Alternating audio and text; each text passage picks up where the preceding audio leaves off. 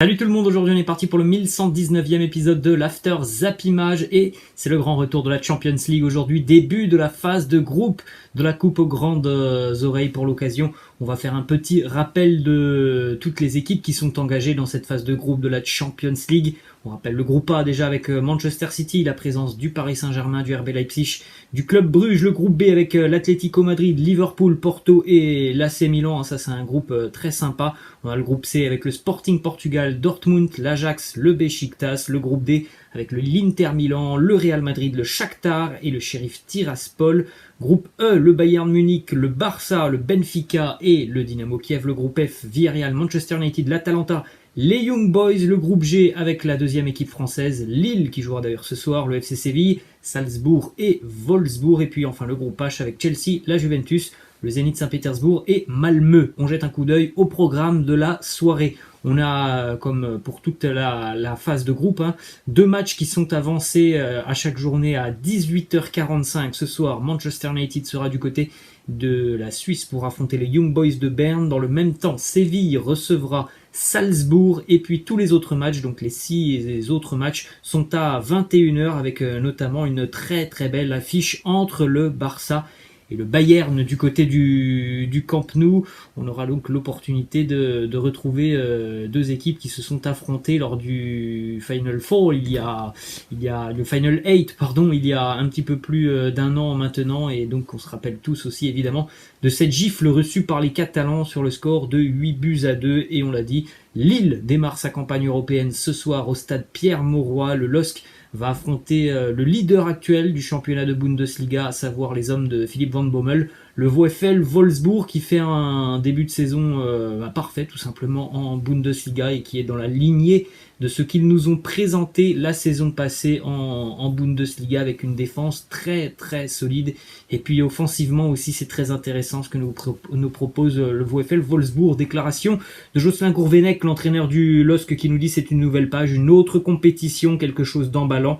Les joueurs savent quelle bagarre c'était pour se qualifier, alors il ne faut pas calculer, ne pas penser à la fatigue. Alors moi c'est pas forcément la fatigue qui m'inquiète côté lillois, c'est plutôt tout simplement le niveau de jeu des Lillois depuis le début de saison, l'état d'esprit, le manque parfois d'intensité, d'agressivité au cours des matchs, et évidemment déjà que ça passe pas forcément en Ligue 1 pour Lille depuis le début de saison.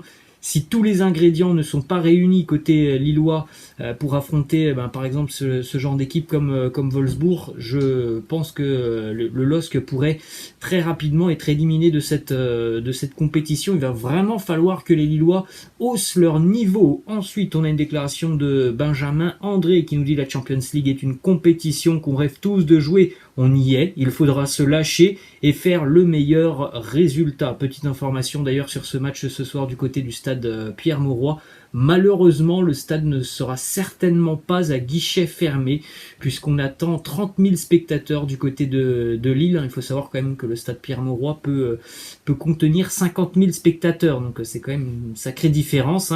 Visiblement, cette affiche face à Wolfsburg, elle n'a pas forcément emballé les supporters nordistes. Ensuite, on a une petite déclaration d'un ancien joueur de Ligue 1, Joshua Guilavogui, joueur de Wolfsburg. On a aussi notamment Maxence Lacroix qui est du côté de Wolfsburg.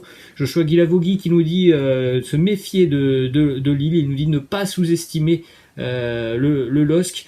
Alors évidemment, une bête blessée comme Lille, ça peut avoir du répondant, mais par rapport à ce que l'on voit depuis le début de saison en Ligue 1, et par rapport aussi à la dynamique de Wolfsburg en Allemagne, je pense sincèrement que si les Lillois n'osent pas leur niveau de jeu ce soir, ça peut être très très compliqué face à ces Allemands qui sont vraiment très bons défensivement et qui, en plus de ça aussi, sont quand même redoutables offensivement. Il y a beaucoup de qualité du côté de Wolfsburg. Ensuite, on continue les amis avec la présentation du 3e maillot du Paris Saint-Germain, avec là à l'honneur Lionel Messi. D'ailleurs, le PSG pourrait porter ce 3e maillot dès demain du côté de Bruges pour évidemment aussi le début de la campagne de phase de groupe pour les Parisiens. Petite information d'ailleurs du côté du Paris Saint-Germain et de la composition d'équipe probable pour demain. Alors dans les grandes lignes, on ne connaît pas vraiment le 11 parce qu'il y a encore pas mal d'incertitudes et notamment de pépins physiques dans le groupe parisien. En revanche, d'après plusieurs informations qui sont sorties déjà depuis un petit peu moins de 24 heures maintenant, il semblerait qu'on ait l'opportunité de voir le trio tant attendu en attaque dès demain avec donc Kylian Mbappé, Lionel Messi et Neymar qui devrait être aligné demain du côté de la Belgique. Une petite statistique sur le Paris Saint-Germain qui à l'heure actuelle est l'équipe qui réalise le plus de passes par match en Europe. C'est le Paris Saint-Germain qui réalise en moyenne 738 passes par match avec d'ailleurs une proportion de 51% de ces passes qui est effectuée dans la moitié de terrain adverse. Alors c'est un petit peu plus faible notamment que d'autres équipes comme par exemple Manchester City qui effectue quasiment 60% de ses passes dans la moitié de terrain adverse. En tout cas, le Paris Saint-Germain prend son temps pour mener ces situations. Ensuite, on a une petite information qui concerne un joueur du PSG, Kylian Mbappé, qui vient d'être nommé pour le titre du meilleur joueur de Ligue 1 du mois d'août. Mbappé est accompagné du buteur clermontois Mohamed Bayo ainsi que de Dimitri Payet.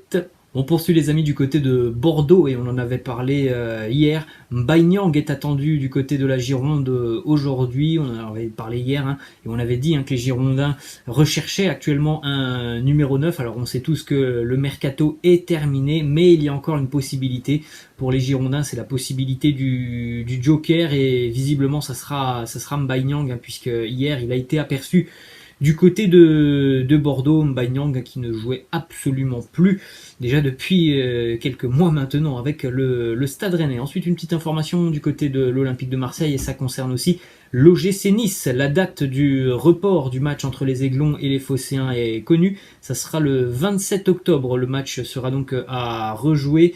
Pour le moment, on ne connaît pas le lieu où se disputera cette rencontre. Et de toute façon, ce match se jouera à huis clos.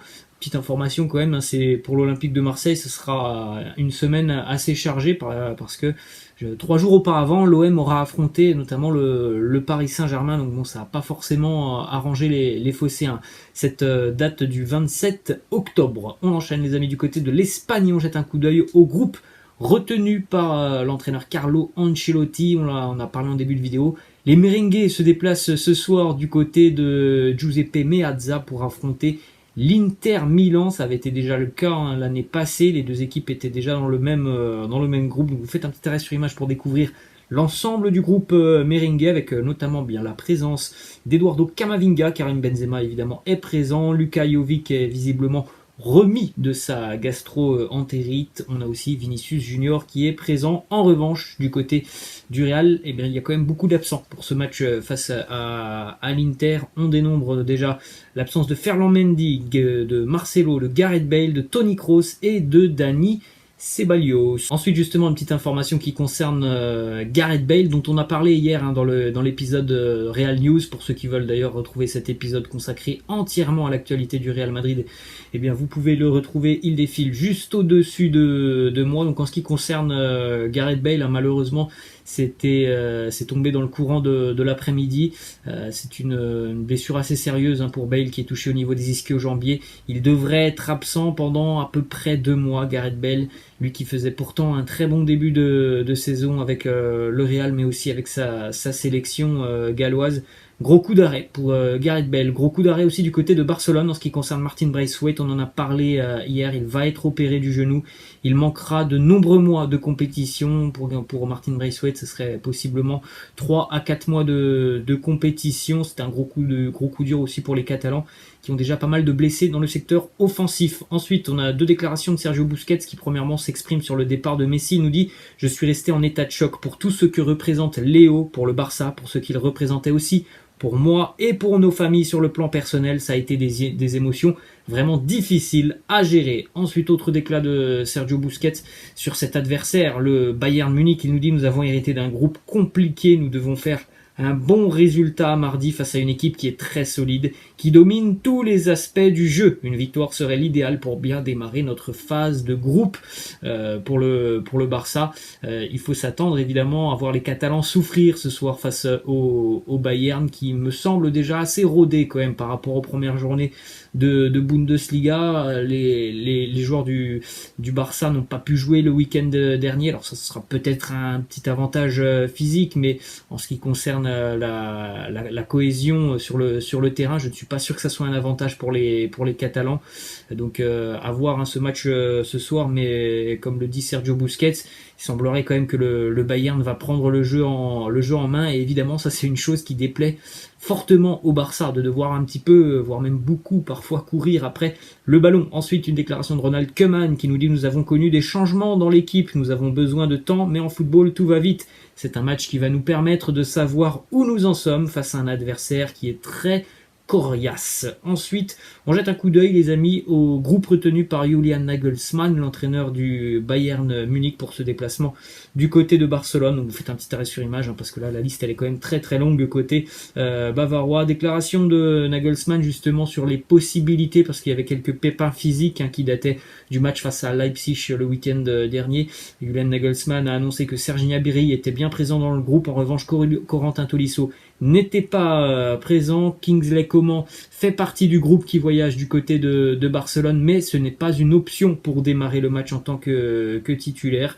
En ce qui concerne Serge Gnabry, qui lui aussi était touché au niveau du dos, la décision sera prise au dernier moment. Ensuite, nous avons cette déclaration de Manuel Neuer qui nous dit « Je pense que les joueurs du Barça vont certainement prendre beaucoup plus de responsabilités maintenant dans le jeu.